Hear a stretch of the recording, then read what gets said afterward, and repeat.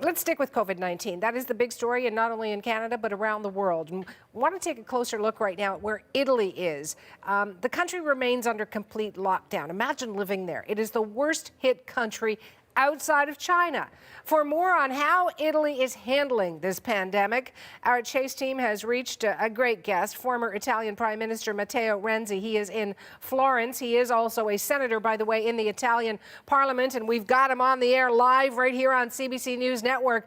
Great to have you on the program, sir. How are you feeling health-wise? First of all, the first feeling is good for the healthcare for a lot of us, but a lot of tensions because, of course, this is the first time in the history of Italy we are all blocked in our houses. And that means that is the symbol of the great tragedy of that pandemic.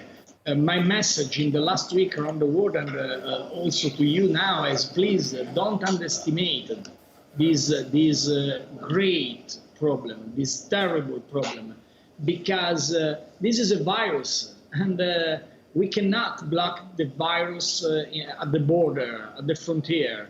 This is a problem for all the world, I think, for the next 3, 4, maybe 6 months. So we have to act now, to react, and maybe we have 3 very important things to do. The first is close the schools, the gym, the museum, the stadium. Please, I'm Italian. I know what difficulties to block the sport, to block soccer in Italy or other sport around the world. But this is the priority. The second point is use technology, because we can track all the people who have problems. And the third, of course, is thinking about recovery in economy for the next months and the next years. You are saying this is a warning. Does that mean you've learned the lesson because Italy failed? I think, of course, Italy decided at the beginning to block the direct planes from China to Milano and Roma. And that gave to us the idea, okay, we block the direct direct plane, the problem is solved. Now, unfortunately, we didn't block that.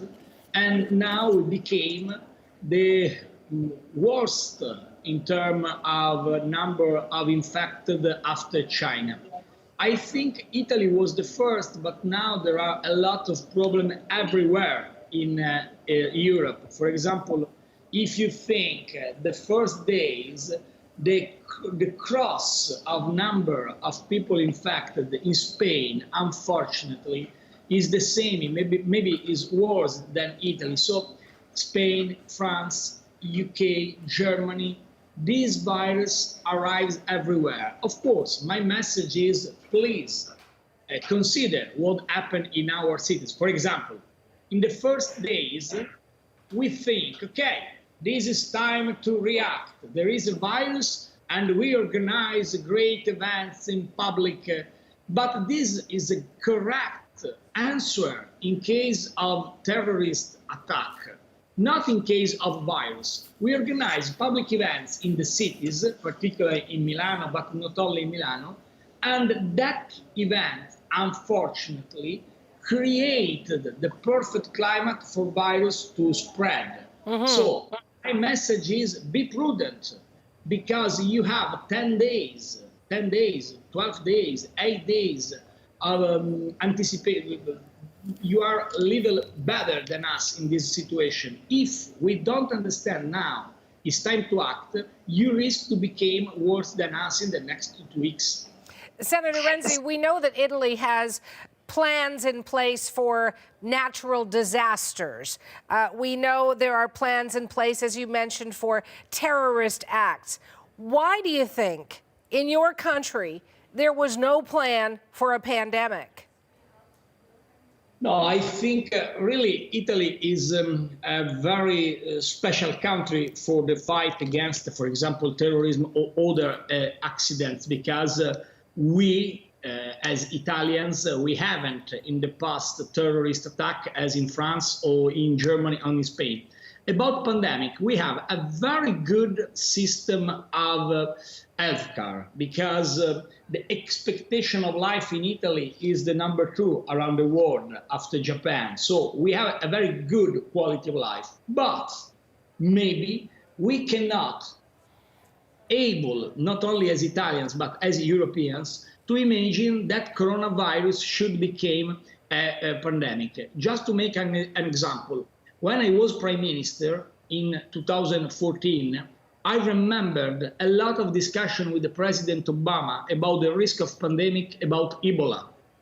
And I remember a lot of discussion between G7, with, of course, with our friends, Canadian friends, G20, a lot of international meeting about that point. In this case, this is my impression, my humble impression, the leaders around the world don't understand the necessity to create an emergency plan. So I think now, today, the G7 leader will organize a conference call, and this is very important, because the plan in Italy, we can improve, of course, but the problem is not simply Italy. The problem, unfortunately, is the war. And that my suggestion is use the technology.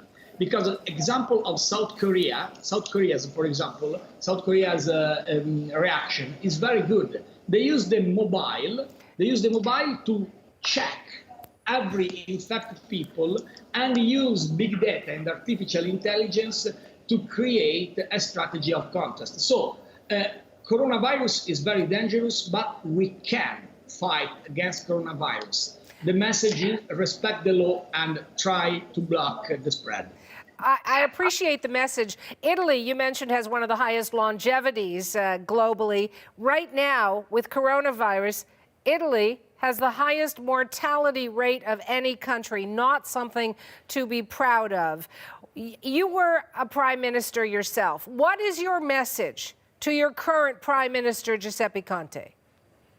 I think now everyone, we have to work with the current prime minister, Professor Conte, to fight against the coronavirus. So the first message is a national unity to defend our country, a great investment in healthcare, particularly to create new places for hospitals. Because where is the problem of coronavirus?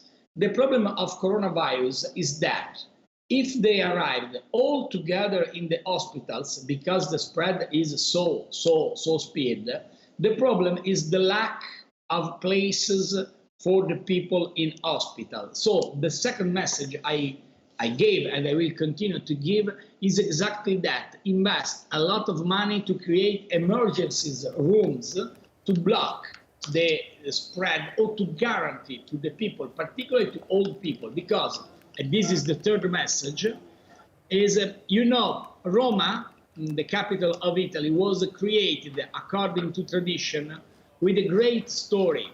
A guy, Enea, saved his father and his old father. I think for our generation, this is time to make the same. Save the parents and the grandparents, because this corona dies, particularly the people, the old people. I believe altogether in Italy we will win, but this is important also for Canada, will be a long fight. It's not a fight of 2 days, 3 days, 1 week. We wait for a terrible 2020 and we will win. I hope you're right, that we will win. It's just a matter of when. But I have this final question for you, Senator Renzi. You're in Florence. I mean, the Uffizi Gallery is in Florence, one of the most magnificent museums in the world. People flock there to Florence. How is life there now? Is unbelievable, because the places are full of tourists in the past now are places of silence.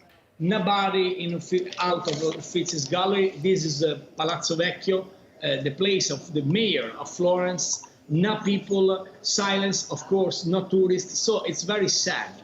It's very sad because we are used to welcome a lot of tourists, and we are used to stay together. For us as Italian people, it's very normal to shake a hand, to stay in the square, to share a lot of social moments. So it's the expression is that, very sad. But I think if we act now, we will come back as soon as possible. This is Venice. You saw before Roma. Yesterday, the Pope Francis, walked alone in the center of the Roma in downtown. I believe that it's unbelievable for us, but I think it's the right measure. We need closing the cities today because this virus is a new enemy. I believe, I hope in the science. I want to believe in the science, and I know in the next weeks we will arrive, in the next months probably we will arrive to vaccination, but for the moment we have to fight also in our houses.